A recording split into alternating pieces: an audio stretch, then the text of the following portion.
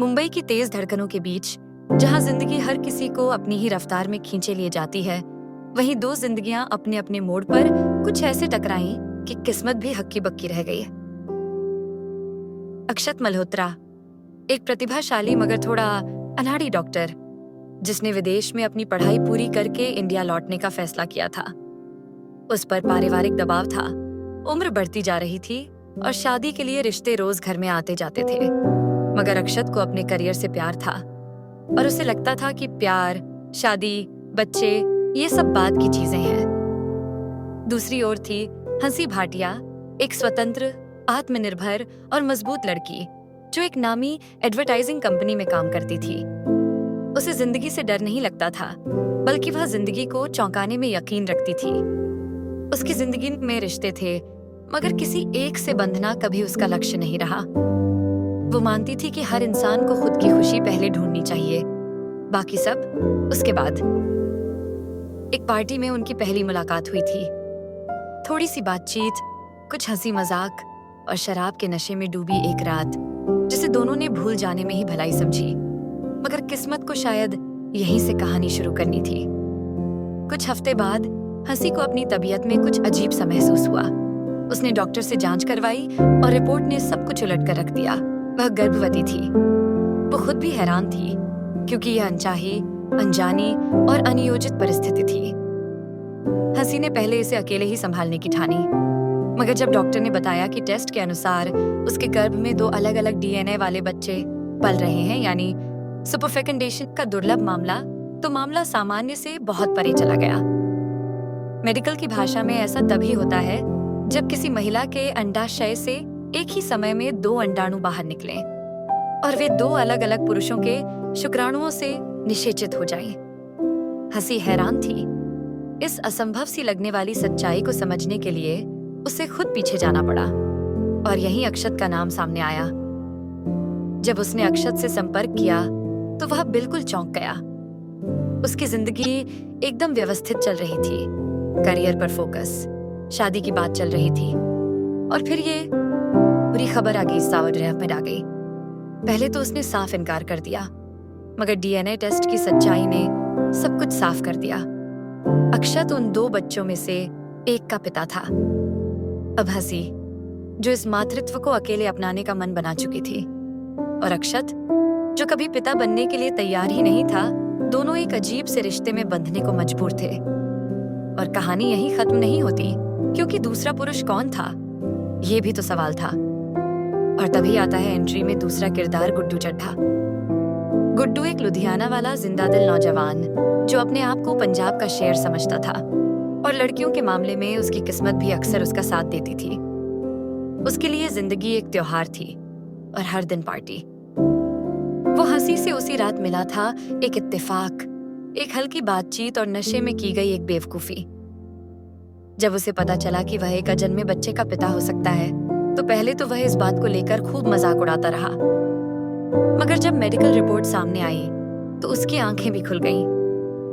अब कहानी में 3 किरदार थे, हंसी, अक्षत और गुड्डू। एक लड़की जिसके गर्भ में 2 जानें पल रही थीं, 2 अलग-अलग पिता के बच्चे। शुरुआत में तो सभी के बीच तनाव था, आरोप, गुस्सा, शर्मिंदगी और डर। मगर फिर परिस्थितियां कुछ यूं बदलती चली गईं कि तीनों को साथ रहना पड़ा, एक ही घर में, एक ही शहर में, एक ही मिशन के साथ, इन 2 मासूम जिंदगियों के लिए एक सुरक्षित और खुशहाल माहौल तैयार करना। इस अजीब रिश्ते की शुरुआत भले ही एक गलती या इत्तेफाक रही हो, मगर अब ये एक जिम्मेदारी बन चुकी थी, और जिम्मेदारियां जब दिल से निभाई जाती हैं तो वो रिश्तों का नया रूप ले लेती हैं। तीनों की जिंदगियां अभी एक ऐसे मोड़ पर आ चुकी थीं जहां पीछे लौटना तो मुमकिन नहीं था और आगे का रास्ता किसी को ठीक से दिख नहीं रहा था। हंसी भले ही आत्मनिर्भर रही हो, मगर अब उसके गर्भ में पल रही 2 जानें सिर्फ उसकी नहीं थीं। अक्षत और गुड्डू दोनों इस नई सच्चाई का हिस्सा थे, और भले ही उन्होंने इसे खुद नहीं चुना था, पर अब इससे मुंह मोड़ना आसान नहीं था। तीनों ने मिलकर एक समझौता किया। न तो यह कोई प्रेम त्रिकोण बनने जा रहा था और न ही कोई पारंपरिक परिवार। यह एक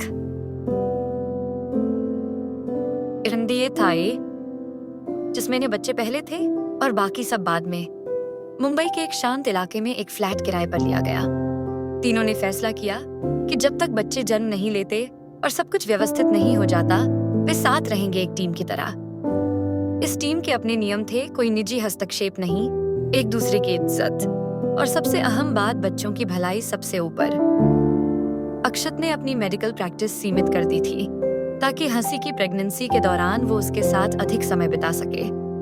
डॉक्टर होने के नाते वह हर छोटी बड़ी चीज का ध्यान रखता, डाइट, चेकअप, नींद का पैटर्न, बस सब कुछ मापता, ट्रैक करता और जरूरी सलाह देता।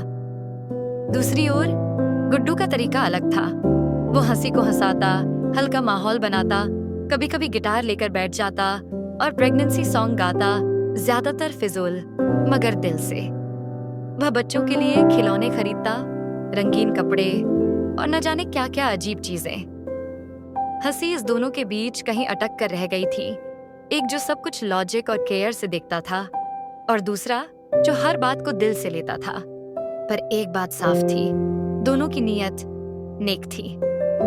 समय बीतता गया, गर्भावस्था के महीने बढ़ने लगे, उनके रिश्तों के समीकरण भी बदलते गए।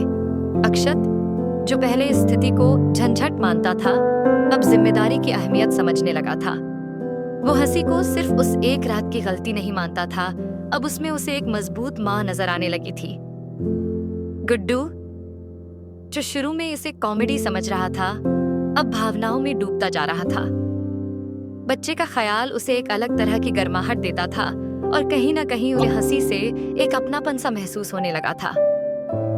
और हंसी, वो तो इस सबके बीच खुद को संभालने की कोशिश में थी। वो जानती थी कि यह सब असामान्य था, पर अब इस असामान्यता में उसे एक गहराई दिखने लगी थी, एक नई तरह की फैमिली बनने की शुरुआत। मगर बाहरी दुनिया इतनी उदार नहीं थी। जैसे ही लोगों को इस दो बाप एक माँ की कहानी का पता चला, बातें फैलने लगीं। सोशल मीडिया पर ट्रोलिंग, पड़ोसियों की फुसफुसाहटें और हंसी के दफ्तर में सवाल उठने लगे। एक दिन तो बात इतनी बढ़ गई कि हंसी को ऑफिस से छुट्टी पर भेज दिया गया। कंपनी की इमेज को लेकर सवाल उठने लगे थे। अक्षत का मेडिकल लाइसेंस तक जांच के घेरे में आ गया, क्योंकि कई लोग मानते थे कि शायद वो हंसी के इलाज में पक्षपाती रहा होगा। गुड्डू, जिसने जिंदगी को अब तक सिर्फ मजाक और मस्ती में देखा था, पहली बार कुछ गंभीर होते हुए देखा। वो अपने परिवार को लेकर चिंतित हो गया और हंसी, उसके भीतर का आत्मबल डगमगाने लगा। पर तीनों ने एक साथ बैठकर तय किया, अगर उन्होंने यह सफर मिलकर शुरू किया है तो अंत भी साथ ही होगा। उन्होंने मीडिया से बात की, अपनी कहानी खुद दुनिया के सामने रखी, सच के साथ, बिना शर्म, बिना झूठ। ये कहानी जब बाहर आई तो कुछ लोगों ने मजाक उड़ाया, कुछ ने तिरस्कार किया, लेकिन बहुतों ने उनकी ईमानदारी सिमाएं सराहा भी। और यहीं से समाज के सामने एक सवाल खड़ा हुआ, क्या पारंपरिक रिश्तों से अलग भी कोई रिश्ता सही हो सकता है? समाज की सोच धीरे धीरे बदल रही थी, पर अभी बहुत रास्ता बाकी था। और तीनों को भी ये एहसास हो गया था कि सिर्फ बच्चों को जन्म देना काफी नहीं, उनका पालन पोषण, उनकी पहचान और भविष्य भी एक साझा जिम्मेदारी थी। समय किसी को नहीं रोकता, चाहे हालात जैसे भी हों। हंसी की गर्भावस्था अब 8वें महीने में पहुंच चुकी थी। घर में अब सब बातें और हर चीज की अपनी जगह थी। दवाइयाँ, बच्चों के खिलौने, डायपर, दूध की बोतलें और दीवारों पर रंग बिरंगे पोस्टर। लेकिन जितना यह घर बाहर से व्यवस्थित दिखता था, अंदर 3 दिल उतने ही उलझे हुए थे। अक्षत अब पहले से कहीं ज्यादा गंभीर और चिंतित था। वो डॉक्टर था और उसे इस बात की चिंता थी कि 2 बच्चों की अलग अलग जेनेटिक पृष्ठभूमि के कारण क्या कोई जटिलता हो सकती है। वो लगातार मेडिकल जर्नल्स पढ़ता, विशेषज्ञों से बात करता और हर संभावित खतरे की तैयारी करता। पर साथ ही साथ उसे यह भी महसूस हो रहा था कि उसका दिल अब धीरे धीरे हंसी के लिए कुछ महसूस करने लगा है, ऐसा कुछ जो एक डॉक्टर और पेशेंट के रिश्ते से बहुत परे था। गुड्डू, जो अब तक हंसी का सबसे हल्का और मजेदार सहारा था, अब खुद उलझनों में घिरने लगा था। उसे यह एहसास हो रहा था कि शायद वह इस पूरी परिस्थिति को जितना हल्का मान रहा था, उतना यह है नहीं। वह भी हंसी के करीब आ चुका था, पर उसकी नासमझी और मस्ती मजाक की आदतें बार बार उसे पीछे खींच रही थीं। वह अपने अंदर के एक नए इंसान को देख रहा था, जिम्मेदार, डरपोक और असमंजस में डूबा हुआ। हंसी, जो अब एक माँ के रूप में सोचती थी, उसके लिए अब यह रिश्तों की उलझन नहीं रही, बल्कि बच्चों की सुरक्षा, स्थिरता और प्यार की जरूरत सबसे ऊपर थी। उसे दोनों पुरुषों में अलग अलग खूबियां दिखती थीं। एक देखभाल करने वाला, जिम्मेदार अक्षत और एक सच्चे दिल वाला, भावुक और हंसमुख गुड्डू। मगर हंसी किसी को भी पति के रूप में नहीं देख रही थी। उसकी सोच साफ थी, ये दोनों उसके बच्चों के पिता हैं और यही रिश्ता सबसे अहम है। इसी दौरान एक दिन अचानक हंसी को तेज दर्द उठा। वक्त से पहले लेबर पेन शुरू हो गया। दोनों पुरुष डर गए, घबरा गए। अस्पताल में दाखिल किया गया और डॉक्टरों ने स्थिति को गंभीर बताया। यह डिलीवरी समय से पहले थी और चूंकि यह एक मेडिकली रेयर केस था, रिस्क ज्यादा था। उस रात अस्पताल की वेटिंग रूम में अक्षत और गुड्डू आमने सामने बैठे थे, बिना किसी मजाक, बिना किसी गुस्से के। पहली बार दोनों ने शांत होकर एक दूसरे से बात की। अक्षत ने कहा, मुझे नहीं पता कि मैं इस रिश्ते में कहाँ खड़ा हूँ। मैं हंसी को समझना चाहता हूँ, उसे सपोर्ट करना चाहता हूँ, पर अगर तू चाहता है कि वो तुझे चुने, मैं पीछे हट जाऊंगा। गुड्डू ने मुस्कुराकर जवाब दिया, भाई, ये कोई दौड़ नहीं है। मुझे लगता है हंसी ने पहले ही तय कर लिया है हम दोनों को बच्चों का पिता बनाना, और बस वही काफी है। दोनों की आंखों में सच्चाई थी। उस रात पहली बार दोनों ने यह स्वीकार किया कि यह रिश्ता किसी जीत हार का खेल नहीं था। यह सिर्फ और सिर्फ जिंदगी देने का और उसे संभालने का सवाल था। सुबह होते होते डिलीवरी सफल रही। डॉक्टरों ने बताया कि दोनों बच्चे स्वस्थ हैं, थोड़ा कमजोर मगर खतरे से बाहर। एक बच्चा थोड़ा गोरा था, नाक तीखी, बिल्कुल अक्षत जैसा। दूसरा बच्चा पंजाबी रंग ढंग वाला, गोल मटोल गुड्डू की छवि साफ झलकती थी। तीनों जब एक साथ नवजात बच्चों को देख रहे थे तो किसी के मुंह से कोई शब्द नहीं निकला, सिर्फ आंखें भर आई थीं। उस दिन के बाद से सब कुछ बदल गया। अस्पताल से लौटने के बाद बच्चों के नामकरण की बात उठी। हंसी ने साफ कहा, नाम मैं रखूंगी, लेकिन उपनाम किसी का नहीं होगा। ये दोनों सिर्फ मेरे बच्चे नहीं, हम तीनों की जिम्मेदारी है और इनकी पहचान इनके कर्म तय करेंगे, किसी के नाम से नहीं। अक्षत और गुड्डू ने बिना किसी विरोध के उसकी बात मान ली। इसके बाद शुरू हुआ असली सफर। बच्चों की देखभाल, रातों की नींद उड़ना, दूध पिलाना, नैप्पी बदलना, रोना, चुप कराना और उन मासूम हंसियों से दिल पिघलना। हर दिन एक परीक्षा थी और हर रात एक टीम वर्क। अब यह 3 का परिवार बन चुका था। कोई परंपरा नहीं, कोई नाम नहीं, कोई बंधन नहीं, सिर्फ एक समझ और जिम्मेदारी। बच्चों के जन्म के बाद सब कुछ बदल चुका था। एक नए दौर की शुरुआत हो चुकी थी। लेकिन यह नई शुरुआत सिर्फ दूध की बोतलों, बच्चों की नींद और झूले में झूलते नन्हे कदमों तक सीमित नहीं थी। अब हर दिन उन रिश्तों की परीक्षा भी थी जिन्हें नाम देने में तीनों हिचकिचा रहे थे। बच्चों की परवरिश ने उन्हें एक साथ बांध दिया था, मगर बांधने के इस धागे में भावनाओं की गांठें भी थीं। हंसी अब एक माँ के रूप में संपूर्ण लगती थी। उसकी आंखों में अब कोई डर नहीं था। वो अपने दोनों बच्चों को एक जैसी ममता देती, एक जैसी देखभाल, और उन्हें कभी यह महसूस नहीं होने देती कि उनका जन्म असामान्य परिस्थिति में हुआ है। पर अब उसे लगने लगा था कि अकेले बच्चों की देखभाल करना काफी नहीं, समाज से टकराना, अपने बच्चों की पहचान को स्थापित करना और भविष्य के रास्तों को सुरक्षित करना जरूरी हो गया है। अक्षत अब पूरी तरह से बच्चों से जुड़ चुका था। वह अपने बेटे में खुद की परछाई देखने लगा था। उसकी हर मुस्कान, हाव भाव और आंखें उसे अपने बचपन की याद दिलाते। वह अब सिर्फ डॉक्टर नहीं था, वह एक जिम्मेदार पिता बनने की कोशिश कर रहा था। पर उसके मन में एक आहत सा, एक असहज सी बेचैनी थी। क्या उसका रिश्ता हंसी के साथ सिर्फ बच्चों की वजह से बना रहेगा? क्या उसे कोई हक है हंसी से कुछ ज्यादा उम्मीद करने का? गुड्डू शायद सबसे ज्यादा बदला था। जो लड़का कभी जिंदगी को मजाक समझता था, अब एक मासूम चेहरे को देखकर हर रात जागता था, दूध बनाता, लोरी गाता और सुबह सबसे पहले उठता। वो बच्चे को गोद में लेकर पंजाबी में कहानियां सुनाता और कभी कभी उसकी आंखों में आंसू छलक आते, क्योंकि वो खुद भी बिन बाप के पला था। उसने कभी अपने पिता को नहीं जाना था और अब वो खुद एक ऐसा पिता बनना चाहता था जो दुनिया के हर सवाल के आगे ढाल बन सके। तीनों की इस नई दुनिया में सबसे बड़ा सवाल अब समाज था। एक दिन हंसी ने तय किया कि वो दोनों बच्चों का स्कूल एडमिशन पहले ही बुक करवाएगी, ताकि भविष्य में कोई कानूनी या पहचान संबंधी परेशानी न हो। लेकिन जब स्कूल ने फॉर्म देखा और उसमें फादर्स नेम में 2 नामों की बात आई तो सब कुछ रुक गया।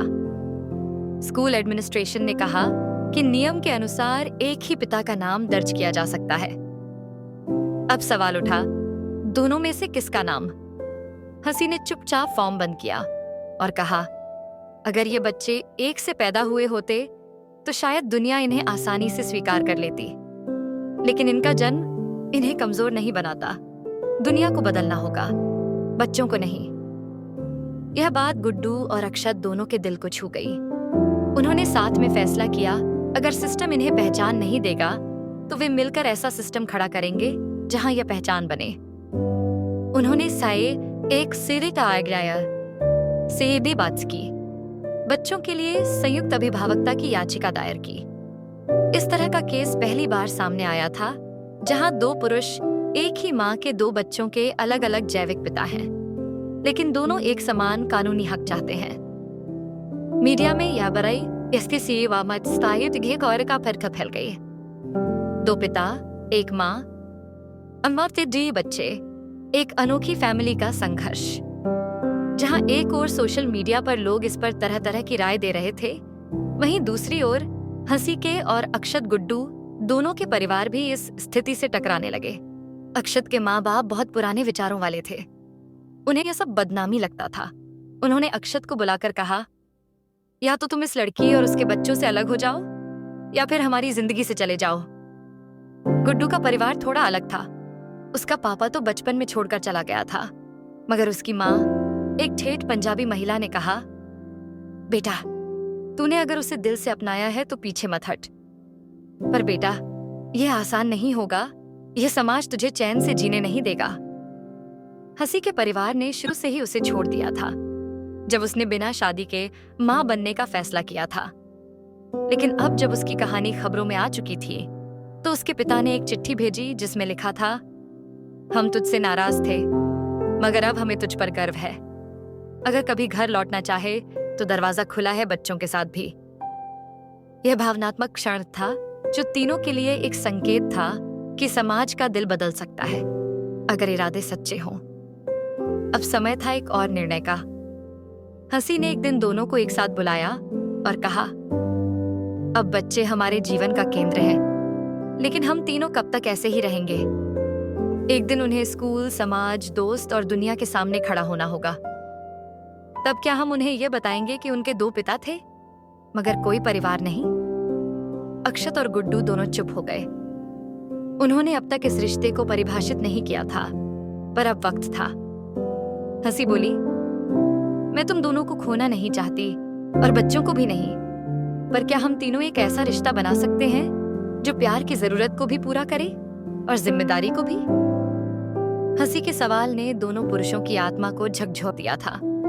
क्या हम तीनों एक ऐसा रिश्ता बना सकते हैं जो प्यार की जरूरत को भी पूरा करे और जिम्मेदारी को भी? यह प्रश्न सिर्फ रिश्ते का नहीं था, यह पहचान, समाज और भविष्य का भी था। यह सोचकर तीनों के बीच एक नई बातचीत शुरू हुई जो किसी भी रिश्ते को परिभाषित करने से कहीं ज्यादा गहरी थी।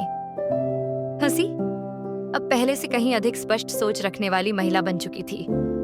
2 बच्चों की मां बनने के बाद उसमें जो दृढ़ता आई थी वो समाज के सामने झुकने वाली नहीं थी। उसे समझ आ चुका था कि उसका जीवन अब सिर्फ उसका नहीं है, उसमें अब 2 और जिंदगियां शामिल हैं जिनका हर फैसला उसे बहुत सोच समझ कर लेना होगा। अक्षत ने पहली बार स्वीकार किया कि उसका हंसी के लिए सिर्फ सहानुभूति या जिम्मेदारी नहीं है, बल्कि सच्चा प्रेम है। वह हंसी के साथ एक पारंपरिक परिवार बनाना चाहता था जिसमें दोनों बच्चे हों, वह हो और एक स्थिर भविष्य हो। वह डॉक्टर था, संगठित, योजनाबद्ध और समाज के अनुसार सोचने वाला। गुड्डू, जो अब तक भावनाओं में बहता आया था, ने कहा, मैं जानता हूं कि मेरा कोई रुतबा नहीं है, मैं न डॉक्टर हूं ना अमीर, पर मैं बच्चों के लिए जान भी दे सकता हूं। और हंसी, अगर तू चाहती है कि मैं पीछे हट जाऊं तो भी मैं हमेशा तेरे बच्चों का पिता बना रहूंगा, एक साया बनकर। तीनों की इस खुली बातचीत के बाद अब एक दूसरा रास्ता खुला जो परंपरा से हटकर था, लेकिन दिलों के बेहद करीब। हंसी ने सुझाव दिया कि वे लीगल फैमिली पार्टनरशिप में जाएं, यानी ऐसा समझौता जिसमें तीनों मिलकर बच्चों की देखरेख, शिक्षा, सुरक्षा और भविष्य के हर फैसले के लिए बराबर के जिम्मेदार हों।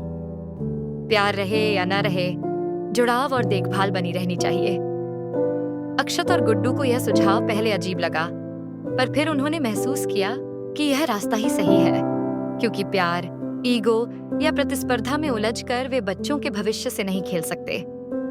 उन्होंने एक वकील से बात की। भारत में ऐसे किसी रिश्ते की कानूनी परिभाषा नहीं थी, पर फिर भी guardianship agreement, joint parenting rights, को पेरेंटिंग प्लान जैसे लीगल डॉक्यूमेंट्स के जरिए एक असाधारण पारिवारिक ढांचा बनाया गया।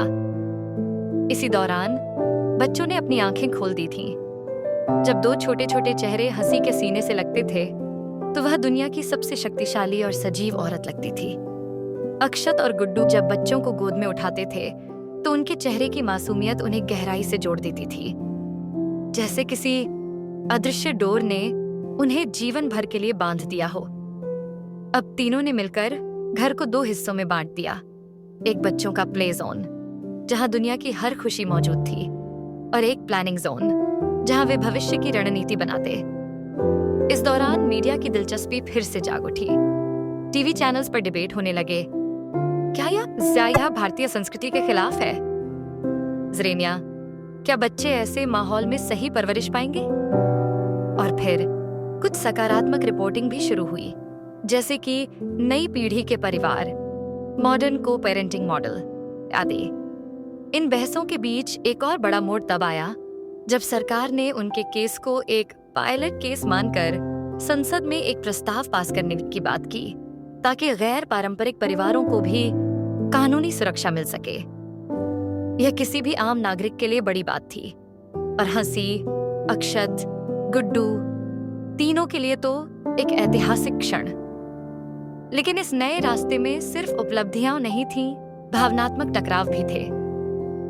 एक रात गुड्डू ने हंसी से कहा, मैं अब बच्चों से अलग नहीं रह सकता, पर तेरे दिल में क्या अब भी मेरे लिए कोई जगह है? देखा है साइवी, हंसी ने कहा, तेरा प्यार सच्चा है गुड्डू, पर प्यार और जीवन की सच्चाई में फर्क होता है। मुझे तुम्हारी जरूरत है, एक पिता के रूप में, एक दोस्त के रूप में, पर पति के रूप में मैं अभी खुद को नहीं बांटना चाहती। गुड्डू मुस्कुराया और चुपचाप बच्चों के कमरे में चला गया। उसने देखा कि दोनों बच्चे सो रहे हैं और उनके माथे पर एक एक चुंबन रखकर वह दरवाजा बंद कर आया, जैसे कह रहा हो, सीधा रहो, मैं यही हूं हमेशा। इसी तरह एक दिन अक्षत ने भी पूछा, क्या हम कभी एक पारंपरिक परिवार बन पाएंगे? शादी, रिश्तेदारी, नाम? हंसी ने कहा, शायद नहीं। शायद हम अब जो हैं वही सच्चा परिवार है, जिसमें नाम से ज्यादा जिम्मेदारी है, शादी से ज्यादा भरोसा है।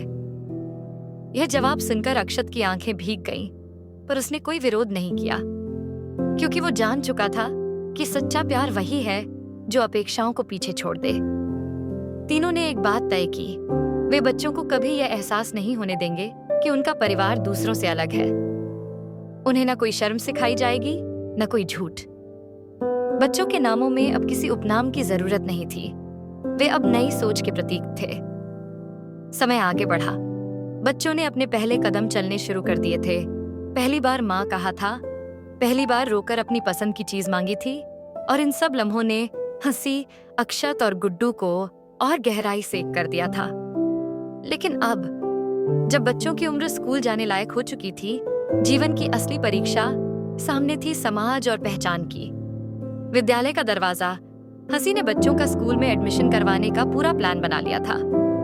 स्कूल चुन लिया गया था, एक मॉडर्न प्राइवेट स्कूल, जहां प्रोग्रेसिव एजुकेशन का दावा किया जाता था। स्कूल की वेबसाइट पर लिखा था, We welcome diversity and nurture every kind of family। यह वाक्य पढ़कर तीनों को विश्वास हुआ कि शायद उनके जैसे अनोखे परिवार को यहाँ स्वीकार कर लिया जाएगा।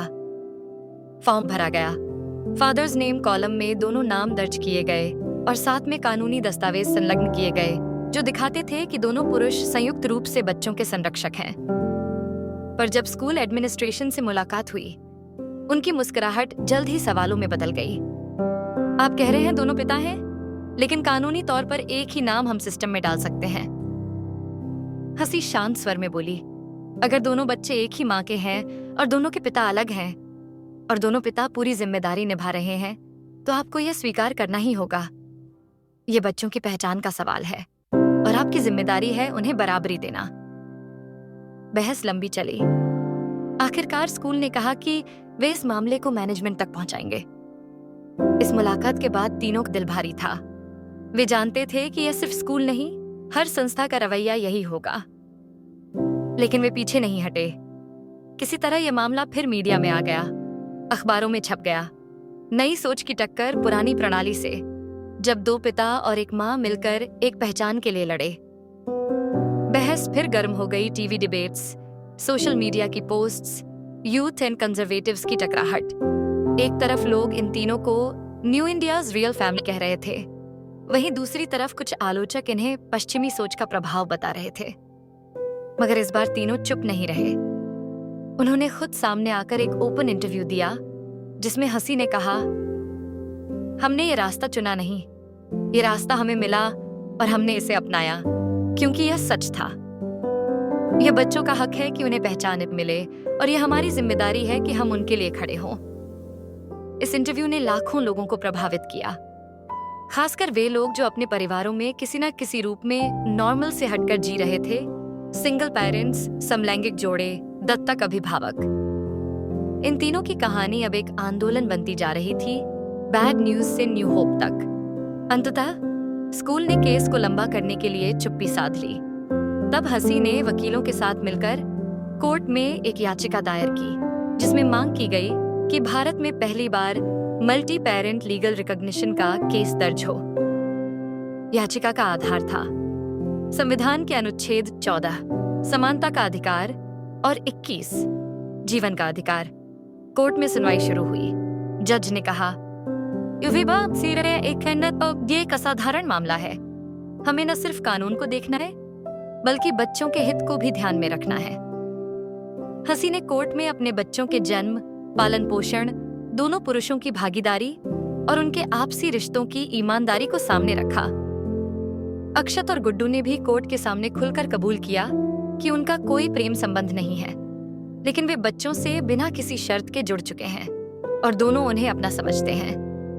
कोर्ट में कई विशेषज्ञ बुलाए गए, मनोवैज्ञानिक, समाजशास्त्री, बाल अधिकार कार्यकर्ता। उनमें से एक ने कहा, इस तरह का परिवार भारत में नया है, लेकिन यह गलत नहीं है। बच्चों की देखभाल, सुरक्षा और भावनात्मक स्थिरता यदि सुनिश्चित हो रही है, तो संरचना को दोष देना अनुचित है।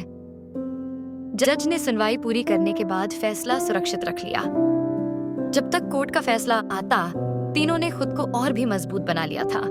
अब बच्चों की परवरिश में एक अनुशासन और स्थायित्व आ गया था। गुड्डू ने अब बच्चों के लिए पंजाबी में लोकगीत लिखना शुरू कर दिया। पहचिन ने ताई पाइक और ट्यूब चैनल चला रहा था, पिता दो दिल एक, जहां वह अपने अनुभव साझा करता था।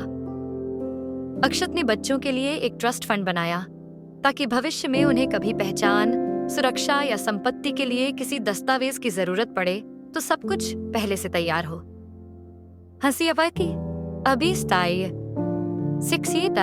पेरेंटिंग काउंसलर के रूप में काम करने लगी थी। वह उन महिलाओं से मिलती जो सिंगल मदर बनना चाहती थी और उन्हें गाइड करती थी। उन तीनों का रिश्ता अब एक परिभाषा से परे था। न शादी, न तलाक, न प्रेम, त्रिकोण बस एक समर्पित सह अस्तित्व। अंत में एक चिट्ठी। बच्चों में से एक छोटा बेटा अब 4 साल का हो चुका था। एक दिन उसने पूछा, मम्मा, मेरे 2 पापा क्यों हैं? हंसी मुस्कुराई और बोली, क्योंकि तुम्हारा दिल इतना बड़ा है कि एक पापा उसमें पूरा नहीं आता था, तो भगवान ने 2 भेज दिए। वह जवाब सुनकर वह बच्चा मुस्कुराया और दोनों पिताओं की गोद में झूलता चला गया। काफी महीनों की लंबी प्रतीक्षा और बहसों के बाद अदालत ने आखिरकार अपना फैसला सुनाया। इस फैसले में न केवल तीनों अभिभावकों के संघर्ष को सम्मान दिया गया, बल्कि भारतीय न्याय व्यवस्था ने एक ऐतिहासिक मिसाल पेश की। अदालत ने कहा कि अगर 2 वयस्क पुरुष और एक महिला कानूनी सहमति के आधार पर बच्चों की समान रूप से देखरेख करना चाहते हैं और उनके बीच वैचारिक सहमति और स्पष्ट जिम्मेदारी का बंटवारा है, तो ऐसे रिश्ते को भारतीय संविधान के तहत मान्यता मिल सकती है, भले ही यह पारंपरिक ढांचे से भिन्न क्यों न हो। फैसले में यह भी उल्लेख था कि बच्चों का भला सिर्फ एक जैविक माता-पिता से नहीं होता, बल्कि स्थिर, स्नेहपूर्ण और जिम्मेदार माहौल से होता है। अदालत ने शिक्षा संस्थानों और सरकारी दस्तावेजों में पेरेंट 1 और पेरेंट 2 के सभी 30 के स्थान पर लचीलापन रखने की सिफारिश भी की। इस ऐतिहासिक फैसले ने पूरे देश में सामाजिक चर्चा का एक नया अध्याय खोला। अब हंसी, गुड्डू और अक्षत के जीवन में एक नया मोड़ आ चुका था। उन्हें कानूनी मान्यता तो मिल चुकी थी, पर असली चुनौती स्वीकृति की थी, परिवार, समाज और आने वाली पीढ़ियों की। तीनों के अपने अपने परिवारों की प्रतिक्रियाएं शुरू में मिश्रित थीं। अक्षत के माता-पिता, जो शुरू से इस रिश्ते को लेकर असहज थे, अब धीरे धीरे परिस्थिति को स्वीकार करने लगे। उन्हें यह समझ में आया कि उनका बेटा भले शादी के पारंपरिक रास्ते पर नहीं चला, लेकिन उसने जो चुना उसमें इंसानियत और ईमानदारी थी। गुड्डू के माता-पिता को शुरुआत में लगता था कि वह एक भावुक फैसला कर रहा है, लेकिन अब वे यह देख चुके थे कि गुड्डू बच्चों के लिए कितना समर्पित है। उन्होंने भी धीरे धीरे अपने बेटे के फैसले पर गर्व करना शुरू कर दिया। हंसी के घर वालों को शुरुआत में यह पूरा समीकरण अस्वाभाविक लगा था, लेकिन अब उन्हें लगने लगा कि उनकी बेटी ने अपनी शर्तों पर जिंदगी चुनी और अपने बच्चों को सबसे सशक्त परिवार दिया। तीनों ने मिलकर अपने शहर में एक पहल शुरू की, नव परिवार अभियान, जिसमें वे ऐसे लोगों से मिलते जो किसी भी वजह से पारंपरिक परिवार ढांचे में फिट नहीं हो पाते थे। सिंगल पेरेंट्स, LGBTQ+ माता-पिता, दत्तक माता-पिता, तलाकशुदा अभिभावक। इस अभियान का उद्देश्य यह था कि कोई बच्चा यह महसूस न करे कि उसका परिवार दूसरों से कमतर है। उन्हें समाज की नजरों में बराबरी दिलाना और नए वैकल्पिक पारिवारिक ढांचों को स्वीकृति दिलवाना इस आंदोलन की आत्मा थी। इन प्रयासों को कई राष्ट्रीय और अंतर्राष्ट्रीय मंचों पर भी पहचान मिली। हंसी को इंडियन वुमेन चेंज मेकर का अवार्ड मिला।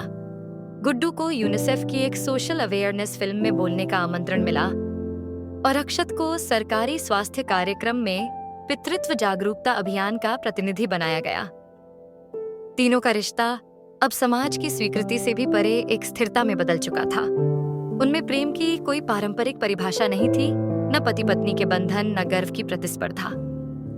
केवल एक साझा उद्देश्य था, बच्चों की परवरिश, उनके सपनों की नींव। बच्चों के भीतर कोई असमंजस नहीं था। वे जानते थे कि उनके पास माँ है, 2 पापा हैं और वे हर तरह से सुरक्षित, स्वतंत्र और खुशहाल हैं। वे जब स्कूल में अपने पेरेंट्स डे पर जाते तो तीनों में से कोई भी उनके साथ जा सकता था और कोई सवाल नहीं उठाता था, क्योंकि वे खुद अपनी पहचान लेकर चलना सीख चुके थे। समाज में भी बदलाव आने लगा। एक नहीं, कई शहरों में समान विचारधारा वाले परिवार सामने आने लगे। लोगों ने महसूस किया कि परिवार का मतलब अब सिर्फ माँ बाप और संतान तक सीमित नहीं है। यह एक सोच है, एक सुरक्षा है, एक स्वीकार्यता है।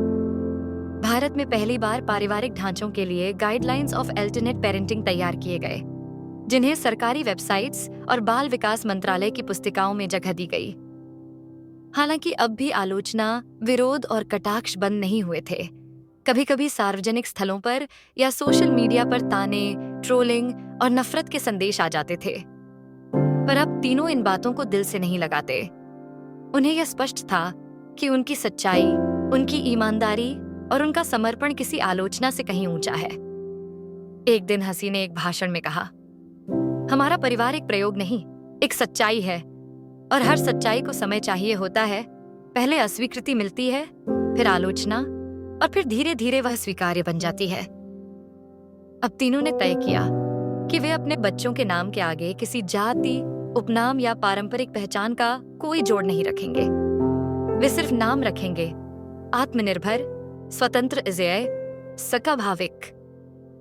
वे मानते थे कि भविष्य की पीढ़ियां बिना पूर्वाग्रह के, बिना डर के, बिना सीमा के बढ़ें, बस यही उनकी जीत होगी। समय बीतता गया। बच्चे अब किशोरावस्था में प्रवेश कर चुके थे। उनके व्यक्तित्व में आत्मविश्वास था, लेकिन साथ ही दुनिया के सवालों का सामना करने की बेचैनी भी थी। हंसी, अक्षत और गुड्डू ने कोशिश की थी कि वे बच्चों को एक ऐसा माहौल दें जिसमें वे अपनी सोच, अभिव्यक्ति और पहचान को खुलकर जी सकें। मगर जैसे जैसे वे बड़े हो रहे थे, बाहरी दुनिया की जटिलताएं उनकी मासूम समझ के सामने खड़ी हो रही थीं। बड़े बेटे ने एक दिन कहा, माँ, लोग मुझसे बार बार पूछते हैं कि तुम तीनों में असली पिता कौन है। मैं थक गया हूं ये सवाल सुनकर। हंसी ने मुस्कुराकर जवाब दिया, असली वह होता है जो तुम्हारे लिए हर बार खड़ा हो, चाहे खून का रिश्ता हो या नहीं। और तुम खुद तय कर सकते हो कि कौन तुम्हारे लिए क्या मायने रखता है। पर उस बातचीत ने एक नई सोच को जन्म दिया। बच्चे अब खुद से सवाल करने लगे थे, समाज क्या मानता है, मैं क्या मानता हूं, मैं कैसे अपने परिवार को परिभाषित करूं। वे ये जानते थे कि तीनों अभिभावक उनके लिए समर्पित हैं, लेकिन सामाजिक ढांचे में उन्हें एक निश्चित नाम चाहिए था, एक तथाकथित सही जवाब जो सवालों को हमेशा के लिए शांत कर सके। अक्षत और गुड्डू ने महसूस किया कि यह एक संवेदनशील मोड़ है। उन्होंने बच्चों के साथ बातचीत बढ़ाई, उनके विचारों को सुना, उन्हें आत्मनिर्भर निर्णय लेने की स्वतंत्रता दी। वे चाहते थे कि बच्चे किसी दबाव में नहीं, बल्कि अपने विश्वास से अपनी पहचान बनाएं। इन वर्षों में परिवार की कहानी फिर से सुर्खियों में आ गई। कई documentaries, articles and social media पर चर्चाएं चलने लगीं। कुछ ने इस परिवार को नई सोच का आइकन कहा, तो कुछ ने सामाजिक मूल्यों का पतन करार दिया। बच्चों को इस सब का असर स्कूल, कॉलेज और सोशल इंटरेक्शन में झेलना पड़ता था। कोई ताना मारता, ओ देख वो ट्रायो फैमिली वाला। कोई चिढ़ाता, तेरे तो पापा दो सजा। हालांकि परिवार ने बच्चों को आत्मबल सिखाया था, पर बाहरी तानों की चुभन धीरे धीरे अंदर तक पहुंच रही थी।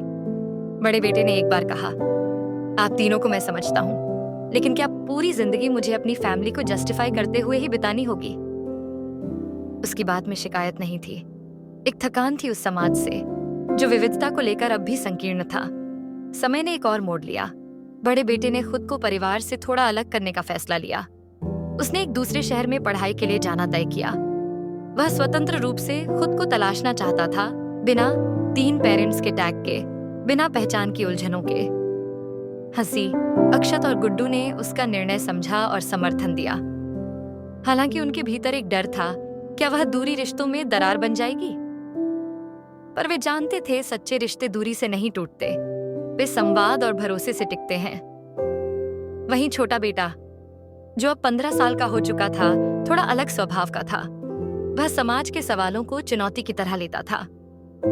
उसने अपने स्कूल में LGBTQ+ क्लब शुरू किया, एक पब्लिक इवेंट में भाषण दिया। मुझे 2 पापा और एक माँ होने पर गर्व है। मुझे इस पर शर्म नहीं, ताकत महसूस होती है। उसकी बातों को सोशल मीडिया पर सराहा गया। उसे कई युवाओं ने यूथ आइकन कहा।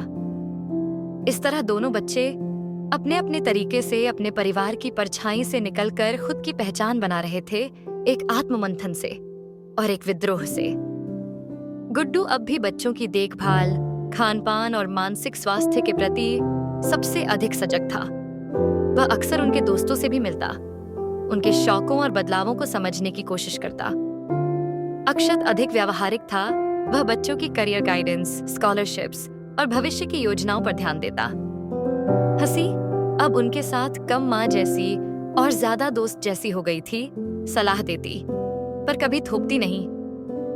तीनों को यह समझ आ चुका था कि बच्चों के जीवन का सबसे कठिन दौर यह नहीं था जब वे छोटे थे, बल्कि यह किशोर और युवावस्था है जब वे अपनी परछाई से निकलना चाहते हैं। अब तीनों अपने अपने किरदारों को और भी बारीकी से निभा रहे थे, कोई गाइड बनकर, कोई श्रोता बनकर और कोई संरक्षक बनकर। एक निर्णय। एक दिन परिवार ने मिलकर तय किया कि वे बच्चों के अधिकारों को आगे बढ़ाने के लिए नेक्स्ट जनरेशन लीगल ट्रस्ट की स्थापना करेंगे, जिससे उन बच्चों को कानूनी सहायता, मनोवैज्ञानिक सहयोग और शैक्षणिक अवसर मिल सके, जिनका पारिवारिक ढांचा समाज के मानकों से अलग है। इस ट्रस्ट का उद्देश्य सिर्फ अपने बच्चों के लिए नहीं था, बल्कि समाज में उन लाखों बच्चों के लिए था जो समान परिस्थितियों में अपने लिए आवाज नहीं उठा पाते। अब हंसी, गुड्डू और अक्षत की कहानी केवल एक परिवार की नहीं रही, वह एक आंदोलन बन चुकी थी, पीढ़ियों को जोड़ने वाला, सोच को बदलने वाला। बड़े बेटे के जाने के बाद घर की चुप्पी बदली नहीं थी, पर हर कमरे में उसकी यादें बस गई थीं। उसके जाने को तीनों ने उसकी व्यक्तिगत खोज का हिस्सा माना था, पर भीतर ही भीतर उम्मीद भी बचाए रखी कि वह एक दिन लौटेगा, न केवल घर में बल्कि रिश्ते की गर्माहट में। एक चिट्ठी। एक दिन अचानक हंसी को एक चिट्ठी मिली, कागज पर लिखी हुई, जैसे पुराने जमाने की बातें हों। वह चिट्ठी बड़े बेटे ने भेजी थी और उसमें लिखा था, माँ, मैं जानता हूँ कि मुझे कहीं न कहीं खुद को आपसे, पापा गुड्डू और पापा अक्षत से दूर रखकर समझने की जरूरत थी, पर जितना दूर गया उतना ही एहसास हुआ कि मेरे अंदर की पहचान तुम तीनों की दी हुई परछाई से ही बनी है। लोग अब भी सवाल करते हैं, लेकिन अब मुझे जवाब देने की जरूरत नहीं पड़ती, क्योंकि मुझे कोई संदेह नहीं। क्या मैं कुछ हफ्तों के लिए घर आ सकता हूँ? कुछ दिनों के लिए फिर से पूरा महसूस करना चाहता हूँ। हंसी की आंखें भर आईं। अक्षत ने धीरे से सिर हिलाया और गुड्डू मुस्कुराया बिना कोई शब्द कहे। बड़े बेटे की वापसी ने पूरे घर को फिर से जीवंत कर दिया। छोटे भाई ने उसे गले लगाया जैसे कोई खोया साथी लौट आया हो। तीनों अभिभावक बिना किसी सवाल के बस उसके आने की खुशी में डूब गए। अब वह सिर्फ बेटा नहीं रहा था, वह अब एक समझदार युवा था जिसने अपनी उलझनों से जूझा और एक संतुलन को चुना। उसने खुलकर बताया कि अलग रहते हुए उसने महसूस किया कि उसकी असली ताकत उस विविधता में है जिससे वह भाग रहा था। वह देश सिरगेरा भी सब लोगों से अपनी कहानी साझा करता है, पर किसी स्पष्टीकरण की तरह नहीं, बल्कि एक प्रेरणा की तरह। उसने बताया कि उसके कॉलेज में एक फैमिली डाइवर्सिटी क्लब शुरू हुआ है, जिसमें वह लीडर है। अब वह समाज को बदलने का हिस्सा नहीं, बल्कि चालक बनना चाहता था। वहीं छोटे बेटे का संघर्ष अब और बढ़ने लगा था। उसकी आवाज जितनी बुलंद हो रही थी, समाज की प्रतिक्रिया उतनी ही कटु हो रही थी। एक दिन सोशल मीडिया पर किसी ने उस पर और परिवार पर गलत आरोप लगाए, उनकी तस्वीरों को लेकर आपत्तिजनक टिप्पणियां की। छोटे बेटे ने यह बात घर पर बताई नहीं, पर हंसी को उसके व्यवहार में फर्क दिखने लगा। वह चुप हो गया था, अकेले समय बिताने लगा और खुद को दोषी मानने लगा। यह वह समय था जब गुड्डू सामने आया। उसने बेटे के साथ एक लंबी बात की, न किसी समझाइश की तरह, न प्रवचन की तरह, बस एक मित्र की तरह। उसने कहा, हम सबको ये दुनिया बदलनी है, लेकिन खुद को खोकर नहीं। अगर कभी लगे कि तुम थक गए हो तो रुक सकते हो, पर पीछे नहीं हटोगे, क्योंकि तुम केवल हमारा बेटा नहीं हो, तुम उस उम्मीद का चेहरा हो जो हम सब ने मिलकर बनाई है। यह बात बेटे के दिल में उतर गई। उसने अगले ही दिन स्कूल में हेड स्पीच अवेयरनेस पर भाषण दिया और उसके साहस को सभी ने सराहा। अब तीनों अभिभावकों के बीच भी एक नई समझदारी विकसित हो चुकी थी। शुरुआत में जो बंधन परिस्थिति और मजबूरी से बंधे थे, अब उनमें भावनात्मक परिपक्वता आ चुकी थी। हंसी ने एक दिन कहा, शायद ये कहानी कभी शुरू ही नहीं होती अगर हम तीनों आम लोग होते, लेकिन शायद तब हम अधूरे भी रह जाते। याते अक्षत अब पहले की तरह भीतर दबे विचारों से बाहर आने लगा था। उसने माना कि वह हमेशा खुद को किसी भूमिका में बांधता रहा, कभी जिम्मेदार पुरुष, कभी समाज के खिलाफ विद्रोही, लेकिन अब वह बस एक मनुष्य की तरह जीना चाहता था, बिना परिभाषा, बिना भूमिका। गुड्डू, जो हमेशा सबसे सहज दिखते थे, अब एक नई दिशा की ओर झुकाव दिखा रहे थे। वे शिक्षा में समानता और पारिवारिक विविधता पर एक किताब लिखना चाहते थे। उन्होंने इसके लिए एक पब्लिशर से भी संपर्क किया। तीनों ने मिलकर बच्चों के साथ मिलकर परिवार दिवस का आयोजन किया, जिसमें वे हर तरह के अभिभावकों और बच्चों को आमंत्रित करते थे। सिंगल मदर्स, गे कपल्स, विधवा माता पिता, अनाथालय से गोद लिए बच्चे, ट्रांसजेंडर अभिभावक। इस आयोजन का उद्देश्य था समाज को यह दिखाना कि परिवार अब एक संकुचित शब्द नहीं, बल्कि एक विशाल भावना है, और इस भावना में सभी का स्थान है। इस कार्यक्रम में छोटे बेटे ने स्टेज पर कहा, मेरे पास 2 पापा हैं, एक माँ है, और मैं बहुत खुश हूँ। मुझे और कुछ नहीं चाहिए। अगर ये किसी की परिभाषा में नहीं आता तो शायद परिभाषा बदलने की जरूरत है, मैं नहीं। यह संवाद तालियों में डूब गया। अब समाज का एक वर्ग इस बदलाव को पूरी तरह स्वीकार चुका था। अब तीनों अभिभावक यह सोचने लगे थे कि आगे किस दिशा में बढ़ना है। क्या वे फिर से किसी पारिवारिक बदलाव की ओर बढ़ेंगे? क्या बच्चों के जीवन में अब भी उनकी भूमिका वैसी ही बनी रहेगी? और सबसे बड़ा सवाल, क्या अब उनके रिश्ते जो एक प्रयोग से शुरू हुए थे अब एक स्थायी साझेदारी में बदलेंगे? कभी जो परिवार असमंजस, सामाजिक दबाव और अजीब परिस्थितियों की देन था, आज वही परिवार नजीर बन चुका था। जहां पहले हंसी, गुड्डू और अक्षत खुद को परिस्थिति के बीच समझने में लगे थे, अब वे परिस्थितियों से ऊपर उठकर समाज को समझा रहे थे। चारों ओर बदलाव की हवा थी, लेकिन इस हवा में थकान भी थी, क्योंकि बदलाव आसान नहीं होता। तीनों अभिभावकों के जीवन में अब एक सुकून था, पर साथ ही सवाल भी थे। क्या यही वो मुकाम था जिसकी उन्हें तलाश थी, या कोई और यात्रा बाकी थी? देश की एक प्रतिष्ठित यूनिवर्सिटी ने उन्हें नव परिवार विषय पर एक अंतर्राष्ट्रीय सम्मेलन में मुख्य वक्ता के रूप में आमंत्रित किया। तीनों वहां गए और मंच पर साथ बैठे। हमने कोई आंदोलन नहीं शुरू किया था, हम बस जी रहे थे, अपने बच्चों को सहजता से बड़ा कर रहे थे। पर कभी-कभी जीना ही क्रांति बन जाता है।